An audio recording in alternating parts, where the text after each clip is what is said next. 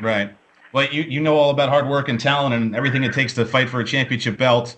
I know you're eyeing Rich Franklin now, and Hackelman said you guys only think about one fight at a time. But a lot of the advertising for the show talks about you gearing up for another title run. How serious is that in your mind? How much is that part of your focus right now? Well, right now, the only person in my focus is Rich Franklin, because none of that stuff, planning any of that other stuff, the title run, that kind of stuff, that makes no difference if I don't win this fight. Hmm. So, I mean, that's the only thing I concentrate on. I mean, you can talk about that stuff. I mean, at this point, it's not in my mind. It's not something I'm on. I'll talk about it. I'm planning. Yes, I want a shot at the title. I want to do whatever it takes to prove to them that I'm ready to take another shot at that title. I don't care if it's 2 more fights, 3 more fights, whatever it takes to work my way back in this title shot. I'm willing to do it, and that's where that stands. But as far as it being on my mind, I'm not concerned about it at all right now. I'll cross that bridge when it's done, when the fight's over. You talk about having to prove something to people. Do you feel like you have to prove anything to yourself in this fight? Do you have to prove that you can still fight at the highest levels? I don't have to prove anything to myself. I know I can still fight at the higher levels. I'm just going to show I'm the highest level. I know I can beat anybody in the world in my weight. I just got to prove that to Dana and the powers that be to get the title spot in the title fight.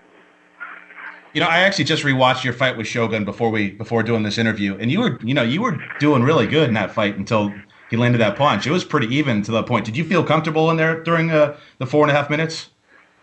Yeah, I felt a little comfortable. I mean, like I said, I thought I got hurt by a shot that normally wouldn't hurt me, but also, maybe I got to work on having a little more defense. It's one of the reasons I've been working more and more with doing different things. I've been working more on it, and working on changing some things up, and I think being a little more multi-dimensional than just striking. So, I was that way when I started fighting, when I was coming up, and I kind of switched away from it for a while, and I think I'll get back to it. Is that some of the stuff that you're working with Howard Davis on?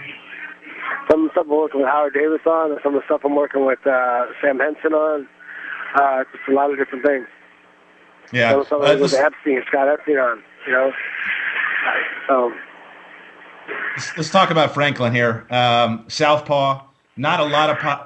He doesn't have a lot of power, but he can hurt people. What do you make of Rich at this point? What kind of opponent are you facing here?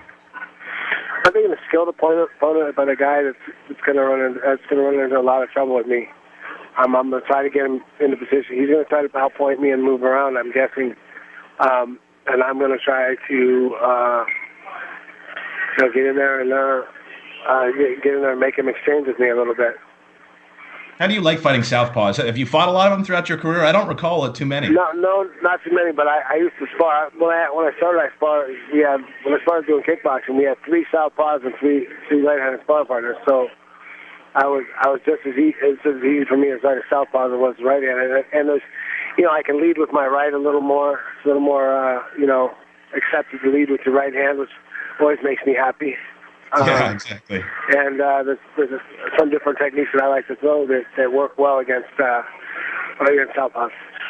Yeah, you got to figure that right-hand lead would work wonderfully in this fight. Dan Henderson used the right-hand lead a lot against Rich and found some success in the fight that way. Just the idea of getting back in there and fighting again. I know it's something that you said that you always thought you were going to do again, but the fact that it's here, it's fight week. Started the old feelings coming back. Just give me your sense of what Chuck Liddell feels like on the Monday before his return fight. I feel great, man. It's just one of those fight weeks where I'm ready to go. I'm looking at, I woke up, my weight's great, everything's ready. I'm sharp, I'm fast, everything feels good. I can't complain. It's a great week so far. Well, Chuck, thank you for taking the time. Best of luck up there in Vancouver, and we're looking forward to seeing you fight again. I got to say, it's always good to see Chuck Liddell fight. Thank you very much, man. All right, take care. Chuck the Iceman Liddell, former UFC light heavyweight champion, returning after more than a year away. Talk of retirement potentially, but the Iceman has one fight left, and he'll do that Saturday in Vancouver.